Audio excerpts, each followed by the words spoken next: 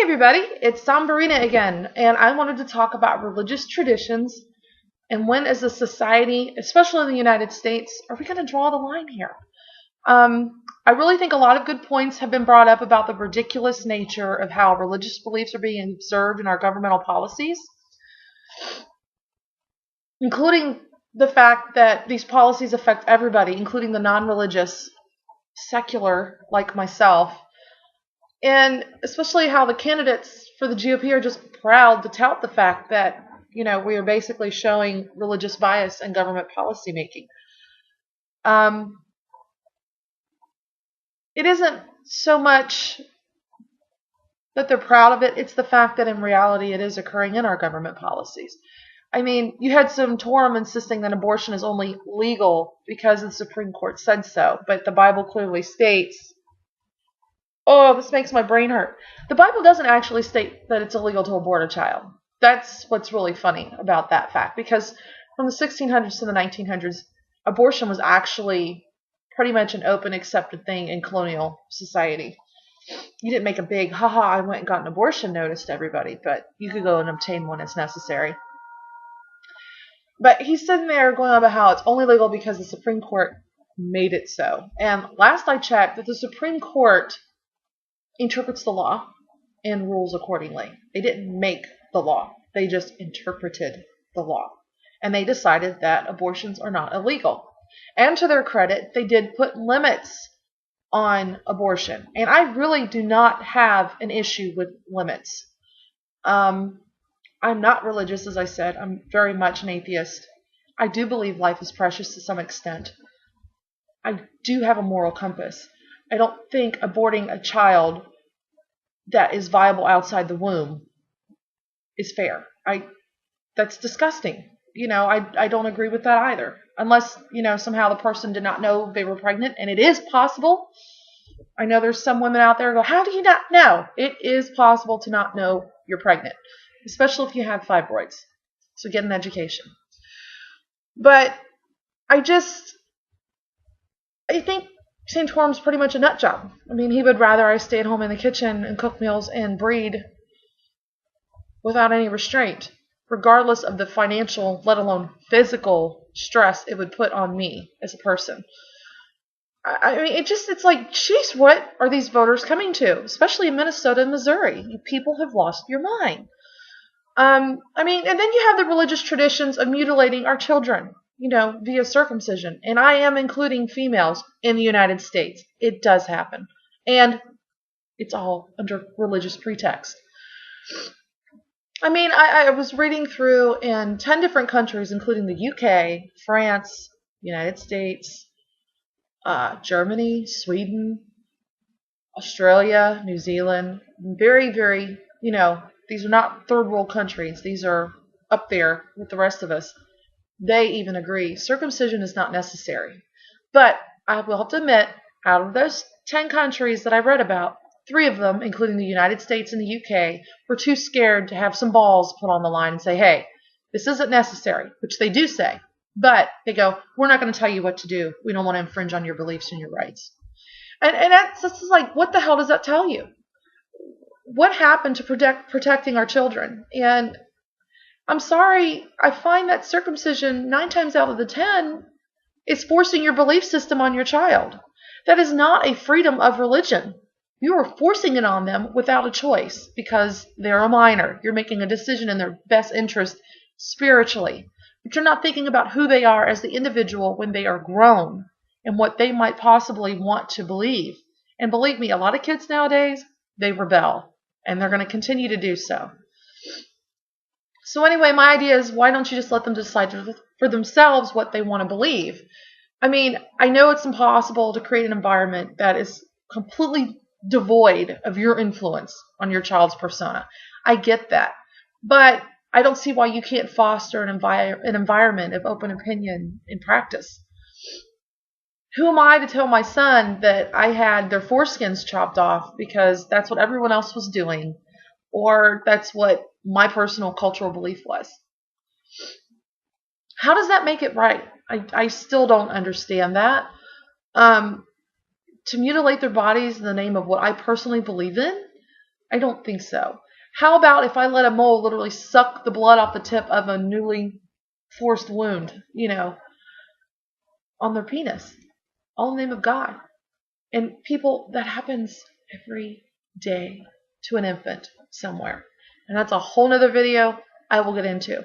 And if you don't believe me, just type into Google penis sucking Jews. And that's not a racial slur. This is just what these moles do at some of these circumcision celebrations. But anyway, let's go a little further than just the whole circumcision issue, because I know some people are still believing that it's medically cleaner and necessary to do this to your child, just like they believe the earth is only 12,000 years old. So it's like it's like talking to a wall. Well, let's talk about the same thing. What about if you decided to pierce your daughter's ears while she was an infant? What if your daughter grows up and believes that such piercings were a desecration to her body? You can't ever make her whole again. You caused her bodily injury, contrary to what she believes in. That's why I will not let my children do these things to themselves until they are old enough to understand what they are doing and they can take care of it themselves. If they really want to go and do that to themselves, then that is their belief. They're welcome to do so. But I'm not going to make that decision for them. And here's a fun fact. Did you know that here in the United States, female genitalia, as far as circumcision, mutilation, it's not illegal? Surprise, it's not illegal. As long as the female is over 18, it can be done. Now you're thinking, what 18-year-old female would want to have her most intimate of intimate places on her body chopped up? How about the 18-year-old daughter of an immigrant who she's only been in the country for maybe 4 or 5 years, and she absolutely explicitly follows what her parents tell her to do? How about the family that aren't immigrants? Their family has been in the U.S. for generations, but they're Orthodox Christians, and this is what they believe. And their 18-year-old daughter, who still lives under their roof, follows their orders, blah, blah, blah. Guess what? She goes and does what she's told based on family forced indoctrination and belief. Okay? Think of all of this. All in the name of purity. Purity. Religious, cultural purity. I can't believe we're still living in these dark ages. And I mean, don't get me wrong, I live in a secular home. Some of my children do believe in God, okay? I don't have a problem with this. I support either view, whether they believe or don't believe, as long as no one's being overly aggressive. Basically, the children that I have that believe in God, they're welcome to pray. They can attend church. They can share in fair debate, meaning we're not doing name calling, we're not bashing self-esteem issues, we're not being overly aggressively rude to one another. We're trying to have an open-ended conversation. That's fine. But if I hear them walking around the house and they're like, "You're so going to hell," or "Mom, you're having all these problems because, you're not one with God," I'm not going to have that kind of emotional abuse in my home, because that is what it is. How dare you to tell me that I'm not good enough without an idol in my life? That's self-esteem bashing, emotional abuse if I ever saw it. And we draw the line there. I don't walk around the house telling my kids, "Well, you're an idiot for believing in Jesus. You're an idiot." I don't go telling my kids, "Well, I'm sorry, you believe in a zombie rose from the dead." I do not do that to them, okay? The internet's a little different, and they're warned. If you're going to come into my realm on the internet, on my page, you're not going to like what you see. That's why I don't visit your pages, because I know I won't like what I see there. We're allowed to acknowledge one another's beliefs without bashing each other over the head with them. It is possible. And I take pride in the fact that I'm letting them have that freedom in my home. We just agree to disagree. It's not rocket science. And I mean, right now, I look at my daughters and my sons, and I realize we all have limited abortion rights. And like I've said, I really don't see a problem with this. But just like my views on mutilation, there's a line to be drawn on how far as a parent we should be allowed to go in decision making for our child. But I don't see how we need to take it overboard and make contraception so hard to obtain. There's common sense that needs to be involved here. I find that religious cultural beliefs blur the line between observance of life and general idol worship.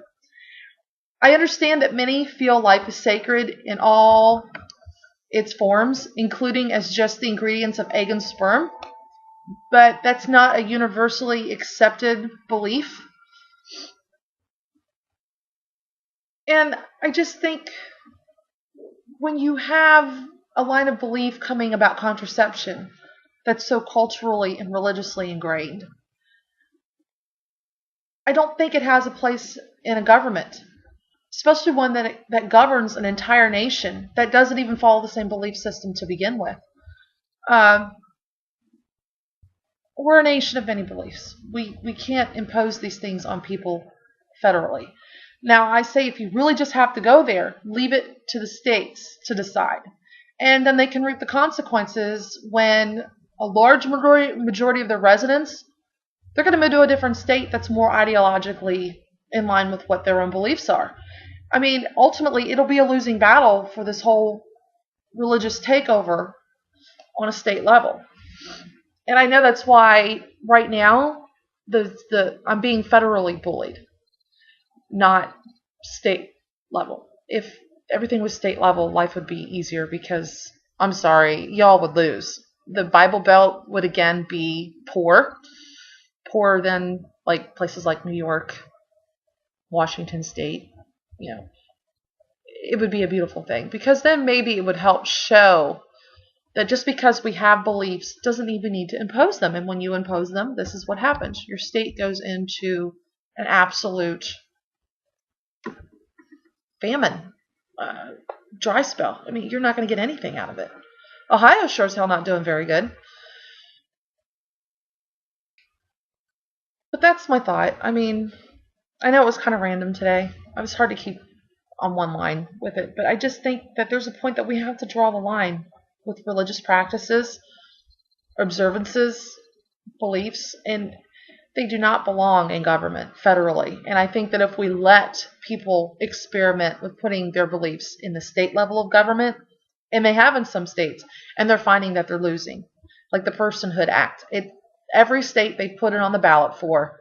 A bunch of people go, let's vote on this. Let's say life is sacred from the moment of conception, and that means there's no vitro fertilization, no contraception allowed.